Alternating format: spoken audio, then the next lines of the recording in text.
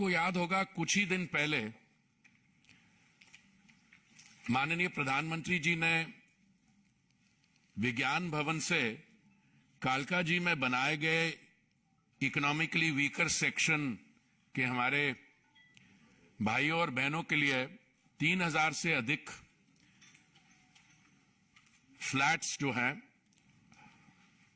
उनको उनमें से 500 लाभार्थियों को तो चाबी हाथ में पकड़ाई और बाकियों को भी बाद में हमने हैंडओवर किया। ये कालका जी डेवलपमेंट प्रोजेक्ट जो है it is only the first. कई हमारे और प्रोजेक्ट्स हैं which are at a very advance stage. अब जेलरवाला बाग में एक प्रोजेक्ट है जिसमें बड़ी संख्या में फ्लैट्स बनाए गए हैं। उसके अलावा कठपुतली कॉलोनी है एटसेट्रा। मैं कुछ ही देर में आता हूं कि केंद्रीय सरकार ने क्या क्या किया है। जहां जुग्गी वहीं मकान की योजना में, पर उसके अलावा कभी कभी हम ये भूल जाते हैं कि जो हमारी एग्जिस्टिंग ग्रुप हाउसिंग सोसाइटीज हैं, डीडीए कॉलोनीज हैं, ये डीडीए कॉलोनीज 1970s में बनाई गई थी। ग्रुप हाउसिंग सोसाइटीज कुछ उनके पहले भी हैं।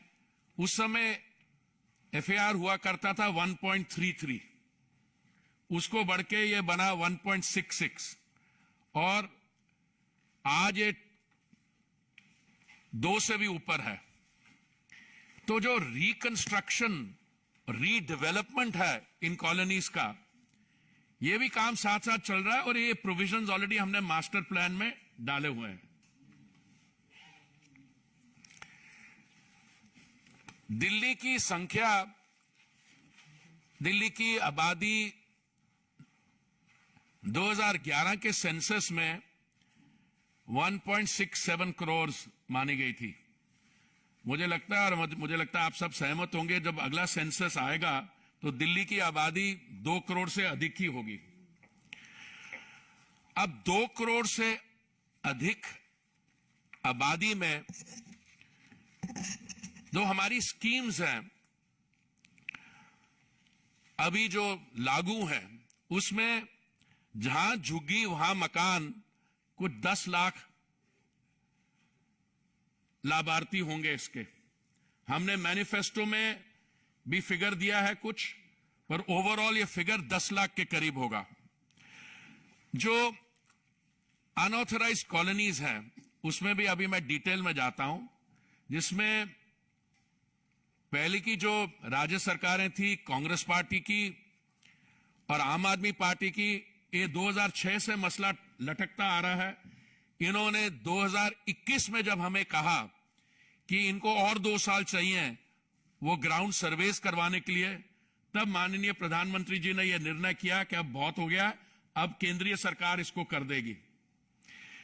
हमें उम्मीद है कि पीएम उदय, जो रेगुलराइजेशन ऑफ अनऑथराइज्ड कॉलोनीज है, इसमें करीब हमारे 50 लाख नागरिकों को बेनिफिट मिलेगा। और तीसरी योजना जो है लैंड पूलिंग,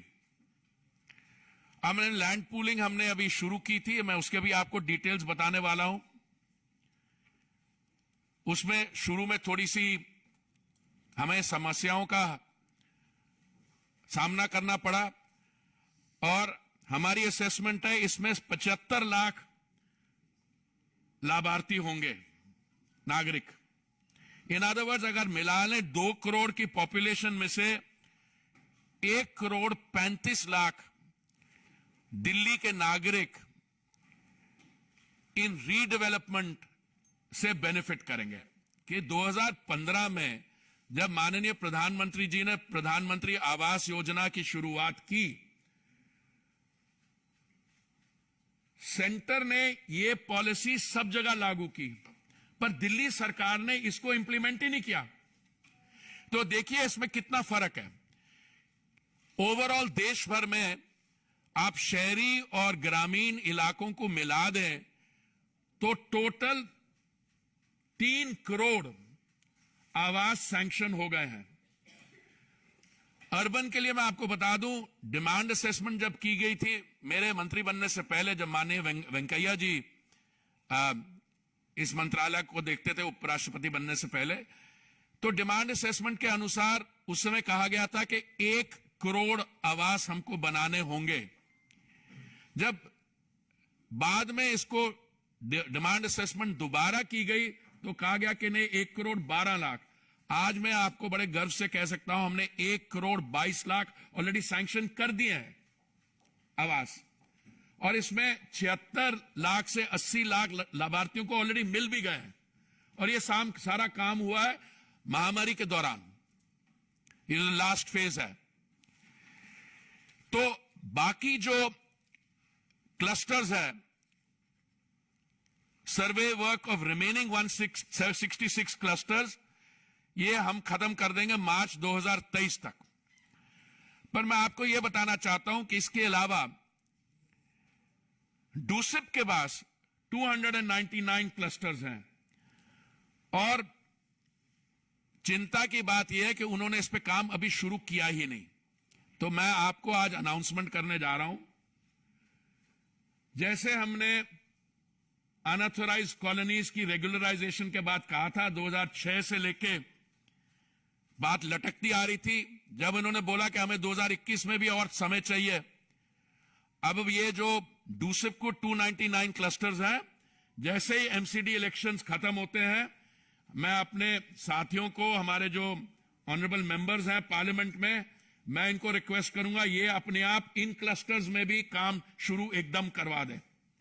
और अगर ये राज्य सरकार नहीं कर सकती तो केंद्र सरकार जिस तरीके में हमने डीडीए के बाकी 300 प्लस पे किया है, यहां पे भी हम करवा देंगे। हमारे चैनल को लाइक, शेयर और सब्सक्राइब जरूर करें और नई अपडेट्स के लिए बेल आइकन दबाना ना भूलें।